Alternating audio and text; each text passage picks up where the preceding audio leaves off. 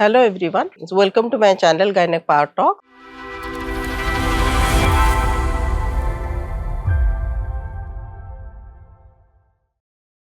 आज हम लोग डिस्कशन करेंगे एक वेरी कॉमन जो है, लोगों को बहुत डर रहता है, जैसे ब्रेस्ट कैंसर की इंसिडेंस बढ़ रहा है. So will be discussing about the breast lumps today. Okay, so what are the breast lumps, कितने टाइप्स के होते हैं, कौन सा एज ग्रुप प्रोन है, तो आज उसके बारे में I will give you some general information. जैसे ब्रेस्ट लम्प किसी को भी किसी भी एज ग्रुप में हो सकता है, जैसे starting from the adolescent period, 12-13 साल की एज से शुरू करके it can happen up to 60 or 70 years of age. तो breast are basically fatty tissues. उसमें क्या होता है कि फैट रिलेटेड सिस्ट हो सकते हैं, और जो कॉमनली जो होते हैं जो ट्यूमर्स, उसको बोला जाता है कि फाइब्रो एडेनोमा. तो वो जनरली लोगों को कंसेप्शन रहता है, मिसकंसेप्शन की it is a tumour and it can be a cancerous one. So ऐसा हमेशा नहीं होता है. तो breast lump can be of any size, किसी भी साइड के ब्रेस्ट में हो सकता है, बोथ ब्रेस्ट में भी हो सकता है, और it has got a genetic predisposition also. Mothers में अगर है तो बेटी को हो सकती है, सिस्टर्स को है तो इट कैन बी इनहेरिटेड. तो फर्स्ट डिग्री रिलेटिव में जैसे रहा तो इट कैन बी इनहेरिटेड. तो ऑल लम्प्स जो है breast lumps are not cancerous at all. So fibroadenoma जो है that is absolutely benign. Benign मतलब वो कभी कैंसरस होते ही नहीं है. Size can vary from few centimetre, 0.5 centimetre से लेके 5, 6, 7 सेंटीमीटर तक भी हो सकते हैं. तो मैनेजमेंट डिपेंड करता है कि आपको सिम्टम्स कैसे हैं. जैसे मैक्सिमम केसेस एसिम्टोमेटिक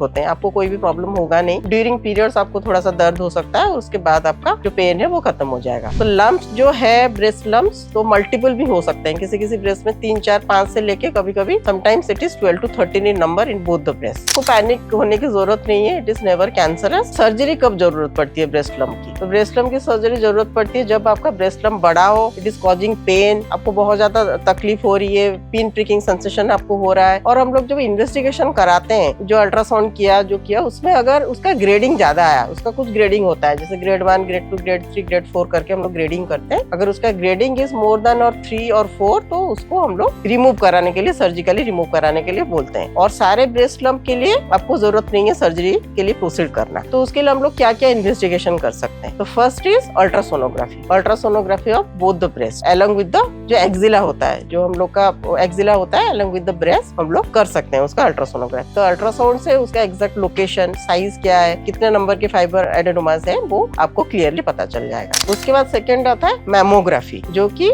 आजकल बहुत very common to do mammography, but it should not be done below 40 years of age, क्योंकि उसमें जो रेडिएशन है वो रेडिएशन डोज इज हाई. तो हम लोग इसको रिकमेंड करते हैं if the lady is more than 40 years of age. और उसके हिसाब से भी उसमें भी हम लोग को क्लियर दिख जाता है कि वेदर इट इज कैंसरस और नॉट कैंसरस. तो बिफोर अगर ग्रेड आपका ज्यादा आ रहा है, जैसे ग्रेड 3 या ग्रेड 4 आ रहा है, तो हम लोग एडवाइस करते हैं to go for a ultrasound guided FNAC मतलब फाइन निडल एस्पिरेशन साइटोलॉजी. तो हम लोग उससे छोटा सा निडल देके उससे थोड़ा सा आपका टिश्यू लिया जाता है, जो बायोप्सी रिपोर्ट आने पर हम लोग को कंफर्म करता है कि whether what is the nature of the lesion, ये कैंसरस हो सकता है नहीं हो सकता है, उससे आपको पता चल जाएगा. And that is OPD procedure and absolutely painless. तो अल्ट्रासाउंड गाइडेड आपका निडल से थोड़ा सा टिश्यू लिया जाएगा, जो कि टेस्ट किया जाएगा, और रिपोर्ट आपको विद इन 48 आवर्स आपको मिल जाएगा. तो ब्रेस्ट लम्प के लिए वरीड होने की जरूरत नहीं है. जो दवाई देते हैं कभी कभी वो ब्रेस्ट लम्प को डिजर्व नहीं करता है. लोगों को लगता है कि इट इज एब्सोल्युटली क्यूरेबल. वो क्यूरेबल नहीं है. जो हम लोग दवाई देते हैं for 2 to 3 months, it is to suppress the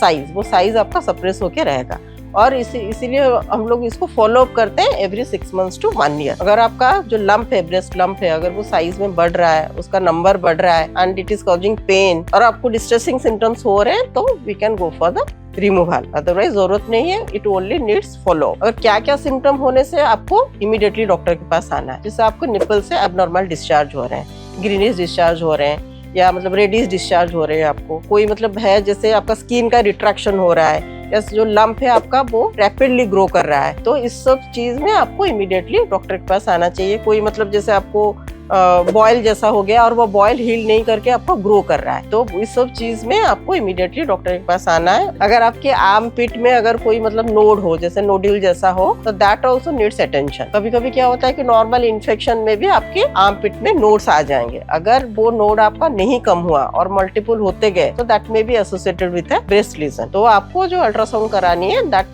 may include your breast and both the armpits. अगर आपको कुछ भी हो तो आप पैनिक मत होइए, डॉक्टर के पास आइए, तो हम लोग उसको डिस्टिंग्विश करेंगे कि whether it is harmful or not. So we'll go for the investigations and we'll assure that it is not cancerous. And breast cancer vaccine के बारे में बहुत लोग पूछते हैं, it is still under experiments, आया नहीं है ब्रेस्ट कैंसर के लिए vaccine, so when soon it will be available. अगर आपके फैमिली हिस्ट्री में जैसे मैंने बताया कि है आपको, मतलब मदर के हो है या नानी माँ को है आपको ब्रेस्ट कैंसर, तो you should be very careful. तो आपकी एज 20-25 से आपको हम लोग स्क्रीनिंग करना शुरू करेंगे। और कैसे स्क्रीनिंग होता है, that is a breast self examination, आपको हर 3 महीने में करना है। तो ब्रेस्ट सेल्फ एग्जामिनेशन के कुछ स्टेप्स हैं, वो आपको मैनुअल्स में, कई मैनुअल्स में या कहीं पे मिल जाएंगे। तो you have to look in the mirror, you have to lie down and you have to examine your both breast with the flat of your palm. तो अगर आपको कुछ नोड्यूल्स वगैरह कुछ आते हैं तो do take the doctor's consultation.